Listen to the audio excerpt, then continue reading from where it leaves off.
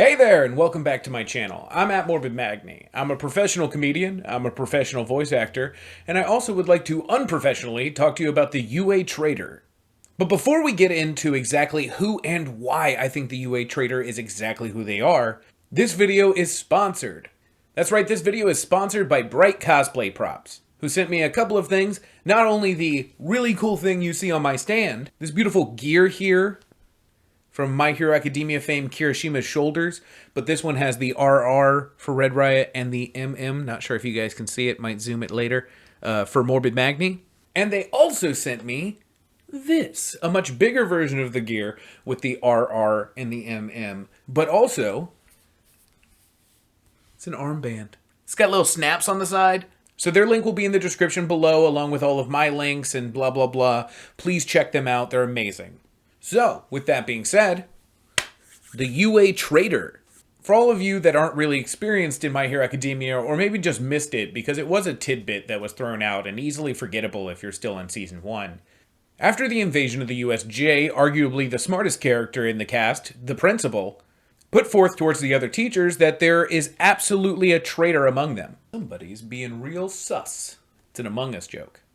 And ever since that moment, we have all collectively, as a community, been guessing at who the traitor is. And I'm here to tell you, I know exactly who the traitor is. Although I've seen a couple of YouTube videos that almost swayed me, all of their theories line up for a different character than the one that they're proposing. For instance, I just watched a YouTube video about how Minata is definitely the traitor. But when I look back at all the evidence they put, we don't really know that much about their family life, we don't really know that much about who they were before UA, as well as probably being promised power in exchange for information that can help the villains. I've seen the same exact logic proposed towards Momo, or even Kaminari. But I think missing information in key moments is more suspicious. That's why, wholeheartedly, I firmly believe Kirishima is the traitor. And obviously I'm a Kirishima fan. You guys see my gears, you see my little standy boy, and it's one of the most popular videos on my channel. But that's not the reason that I think it's him. Honestly, the theory started as a joke in my mind of who it could possibly be, and then somebody threw out Kirishima, and I started going over some facts in my head. I think you need to ask yourself, where's Crimson Riot? All Might has no powers and we still keep tabs on him. We know where most of the pro heroes that all of our heroes look up to are. So where is Crimson Riot? As far as I can tell, the first and last time that we saw Crimson Riot was as a hologram in Kirishima's room, inspiring him to train. But then all we really see is Kirishima passing the exam, and then him showing up at UA.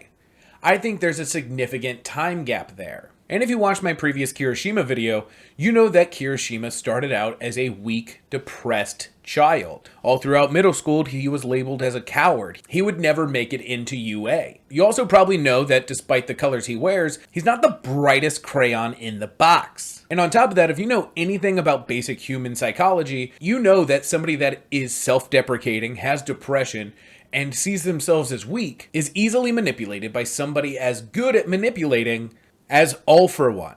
So what if the reason that Crimson Riot has been missing from not only any of the school invasions, I'll give him a pass, he's not a teacher, but the Yakuza sting, he's not there, which seems weird. And in the current arc, where pretty much every single pro hero is out and about doing something, he's also missing. Now, from what Kirishima looks up to in Crimson Riot, that should be impossible. I never understood what he was about before. Not really, anyway. Unless, of course, Crimson Riot is dead or missing. And what do we know the most about All For One?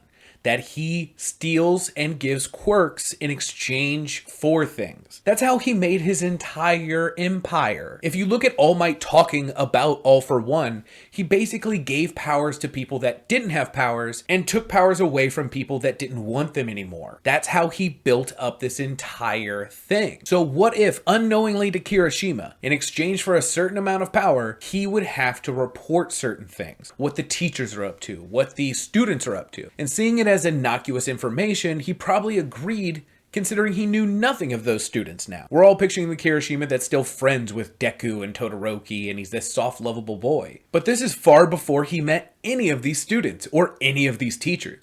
He had no connection to them. So promising information about strangers, pretty easy. And although we hear Kirishima talk about the fact that he dyed his hair red and spiky to emulate Crimson Riot, what if it was more of a side effect instead of a style choice? Although we see him go through the UA exam bashing robots with his black hair damped down, we never actually see him dye his hair or anything like that. And it could be something that built up. His hair started to go red. He realized what's going on, just made a style choice. Kind of like how when guys go bald, they just grow big beards. That's all the information from the early part of his years, and it's already pretty convincing, but it becomes more convincing as time goes on. In the first USJ invasion, although he is seen beating up a lot of the side gross background characters, he's never really seen attacking Nomu or Shigaraki at all. Something that's super sus. And then during the forest training arc, we can see Kirishima train alongside a lot of people. What you won't see of Kirishima is him sleeping in his bed.